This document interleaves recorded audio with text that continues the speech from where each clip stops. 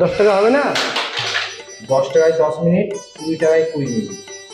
আচ্ছা ঠিক আছে, 20 টাকা এলো।